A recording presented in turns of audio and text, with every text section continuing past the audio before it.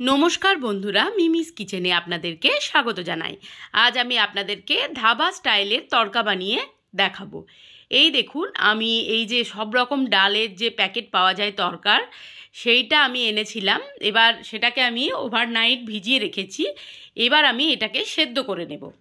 প্রথমে গ্যাস ধরিয়ে pressure cooker বসিয়ে দিয়েছি। এবারে ভিজিয়ে রাখা যে ডাল, সেগুলো আমি প্রেসার কুকারের মধ্যে দিয়ে দিচ্ছি।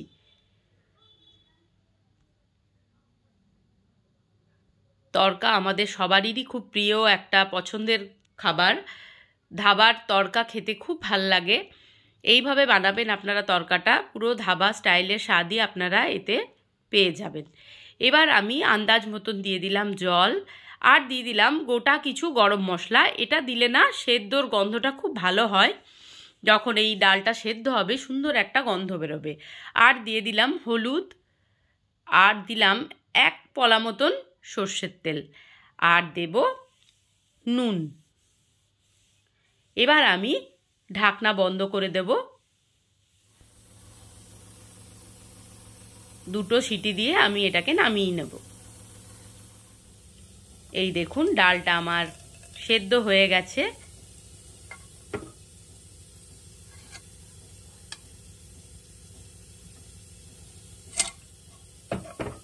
এবার আমি এর মধ্যে বসিয়ে দিয়েছি একটা লোহার কড়াই। প্যান থাকলে খুব ভালো হয়, কিন্তু আমার প্যানটা আসলে ননস্টিকে কিন্তু তড়কার ডাল ভালো হবে না। তাই আমি এখানে লোহার কড়াই বসিয়ে দিলাম। 2টো দিয়ে দিচ্ছি শুকনো লঙ্কা। এরপর দিয়ে দিলাম গোটা জিরে, কুচিয়ে রাখা রসুন, একদম মিহি করে আপনারা চাইলে গ্রেটারে ঘষে নেবেন। আর এরপরে দিয়ে দেবো ওই ছোটো বাটির 1 বাটি মতন কুচিয়ে রাখা আদা। ভালো করে রান্নাটা কিন্তু পুরো হাই ফ্লেমে করতে হবে।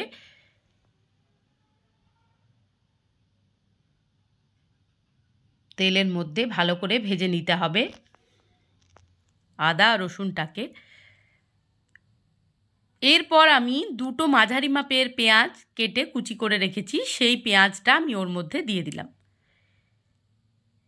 পেঁয়াজটা দিয়ে আবারও ভালো করে নেড়ে নিচ্ছি।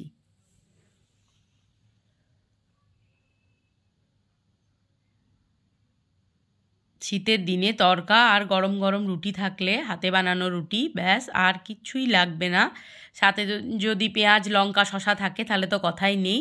এরপর কুচিয়ে রাখা কাঁচা লঙ্কা দিয়ে দিলাম। বেশ খানিকটা কাঁচা লঙ্কা দিলাম, যেহেতু ঝাল আমরা খাই তো ওই জন্য কাঁচা লঙ্কাটা বেশি করে একটু দিয়েছি। আপনারা আপনাদের স্বাদ অনুযায়ী লঙ্কা দেবেন। এরপর 2টো মাঝারি মাপে টমেটো সরু সরু করে কেটে রেখেছিলাম, সেটাও আমি দিয়ে দিলাম। এবার সব মশলাটা একসাথে আমি ভালো করে ভেজে নেব।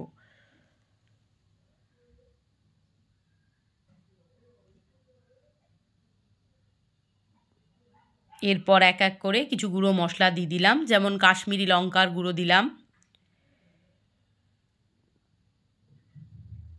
দিয়ে দিলাম ধনে গুঁড়ো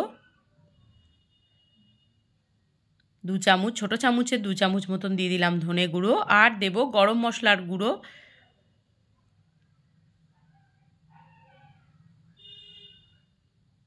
দিয়ে দিলাম হলুদ, আর একটু হলুদ দিয়ে দিলাম। এবার ভালো করে মশলাটা আমি কষিয়ে নিচ্ছি আবারও।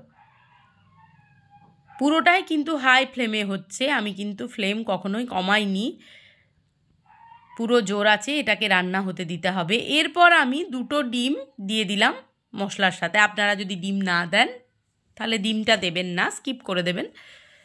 এবার ভালো করে মশলার সাথে আমি এটাকে নেড়ে চেড়ে নেব।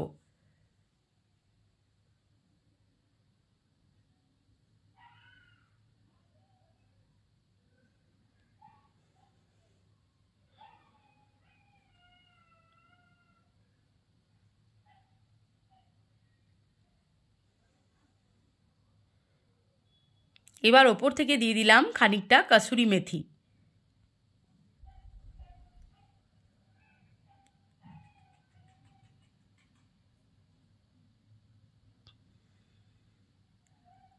হাই ফ্লেমে ভালোভাবে এইভাবে নেড়ে যেতে হবে, যাতে ডিমটা কাঁচাও না থাকে, আবার সুন্দরভাবে যেন কুক হয়ে যায়। এরপর সেদ্ধ করে রাখা ডালটা আমি ঢেলে দিলাম।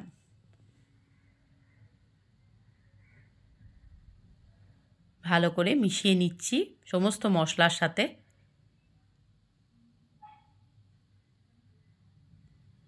এবার ফোড়নের জন্য আমি দিয়ে দিয়েছি গাওয়া ঘি, আর ওর মধ্যে আমি দিয়ে দিলাম কসুরি মেথি।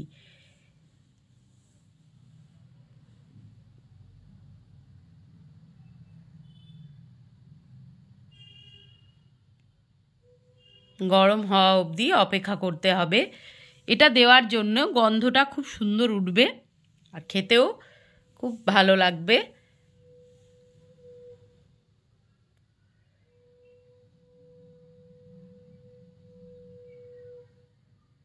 যেহেতু ডালটা সেদ্ধর সময় আমি নুন দিয়েছিলাম, তাই নুনটা আমি দেখে আন্দাজ করে আবার দিয়েছি।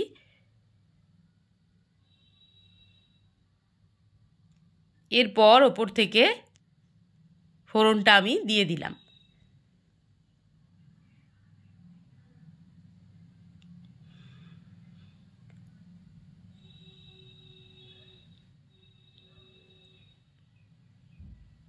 এরপর আমি যেটা দেব সেটা হচ্ছে অল্প একটু আমচুর পাউডার। থাকলে দেবেন, না থাকলে না দিতেও পারেন, অসুবিধা নেই। ব্যাস তৈরি হয়ে গেছে আমার তড়কা। এইভাবে গরম গরম সার্ভ করলে দারুণ লাগবে খেতে।